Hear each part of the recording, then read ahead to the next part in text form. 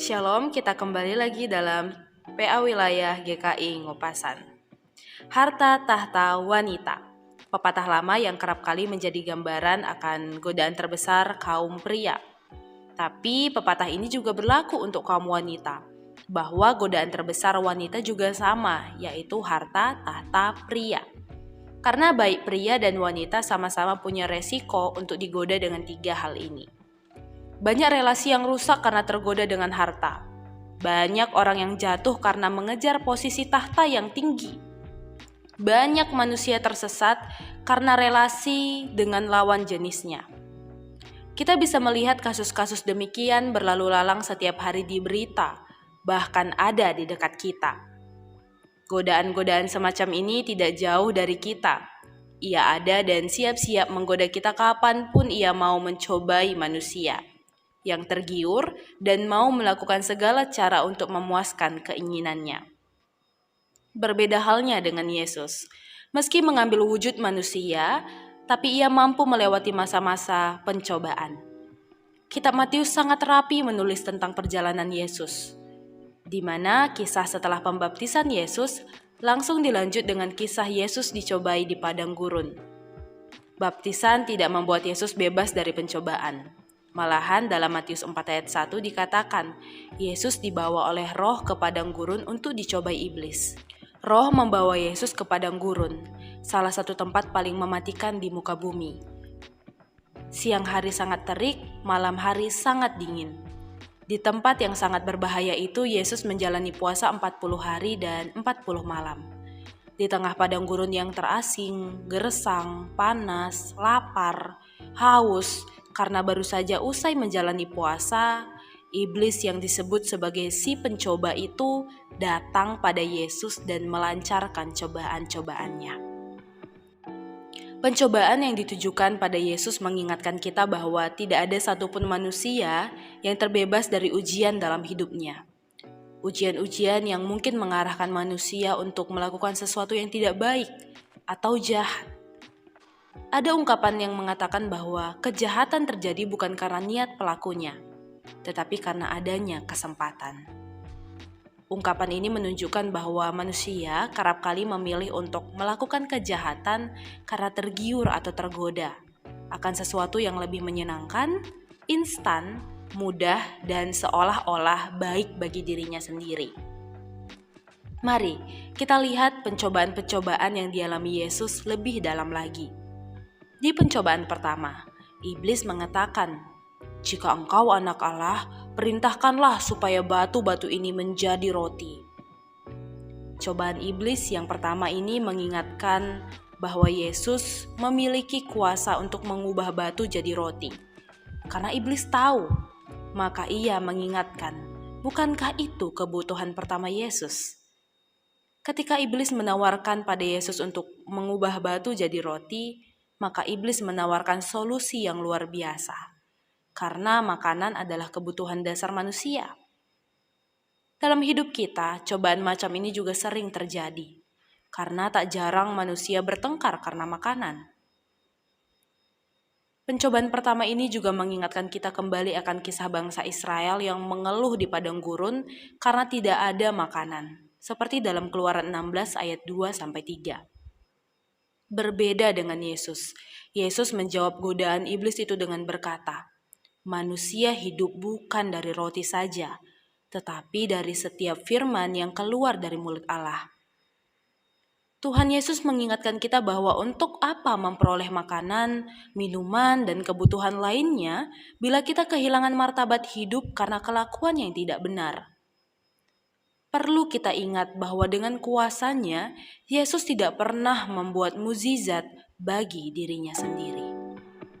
Pencobaan kedua, Yesus dinaikkan oleh iblis ke kota suci.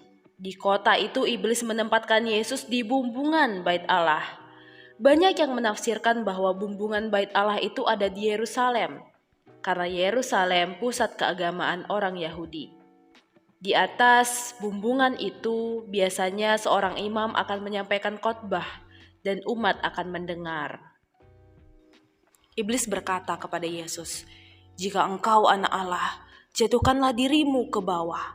Sebab ada tertulis, mengenai engkau ia akan memerintahkan malaikat-malaikatnya, dan mereka akan menatang engkau di atas tangannya, supaya kakimu jangan terantuk kepada batu. Bila Yesus mau mendengarkan perkataan iblis itu, ia pasti akan menjadi selebritis rohani yang disanjung oleh semua orang. Ia akan dinilai sempurna. Godaan iblis itu dijawab Yesus dengan mengatakan, ada pula tertulis, jangan engkau mencobai Tuhan Allahmu. Dalam hal ini, Yesus tidak ingin mencobai Tuhan Allah, walaupun Allah berjanji akan melindunginya. Tuhan Yesus tidak mau memperoleh popularitas sebagai Mesias bagi banyak orang dengan cara tunduk kepada iblis. Sebab semua itu bisa dipakai iblis untuk mencobai Yesus.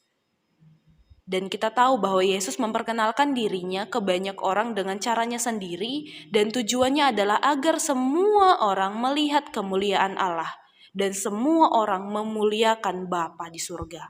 Dalam Matius 5 ayat 16. Cobaan yang ketiga. Iblis membawa Yesus ke atas gunung yang sangat tinggi dan memperlihatkan kepadanya kerajaan dunia dan segala kemegahannya. Semua kemegahan dunia dicari oleh banyak orang.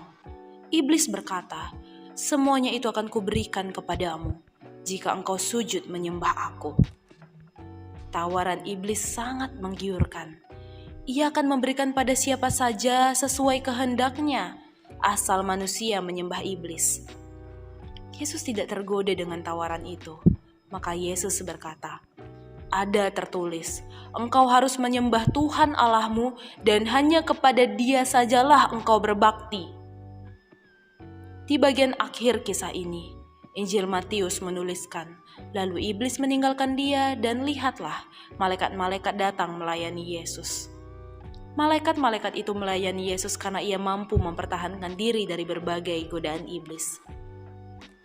Saudaraku, tindakan Yesus sangat kontras dengan apa yang dilakukan oleh Adam dan Hawa.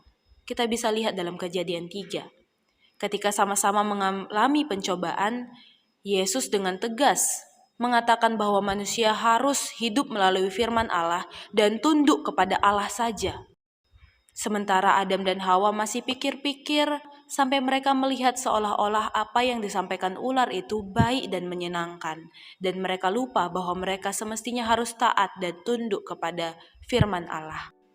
Saudaraku, kadangkala untuk melakukan sesuatu yang benar sesuai dengan firman Allah, manusia diperhadapkan dalam penderitaan dan ketidaknyamanan, ataupun pilihan yang serba sulit, seperti apa yang dialami Yesus ketika lapar.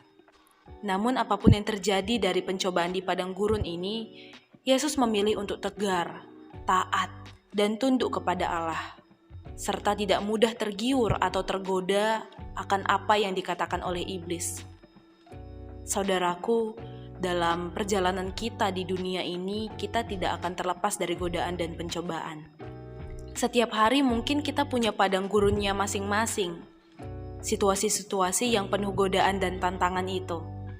Seperti pepatah lama pernah berkata bahwa ketika kamu berdoa minta dikuatkan, Tuhan memberi kamu masalah yang lebih besar. Sebesar apapun godaan dan tantangan yang kita jumpai dalam perjalanan kita di dunia ini, ingatlah apa yang dilakukan Yesus, yaitu berpegang teguhlah pada Allah dan firman-Nya. Amin. Tuhan Yesus memberkati kita sekalian.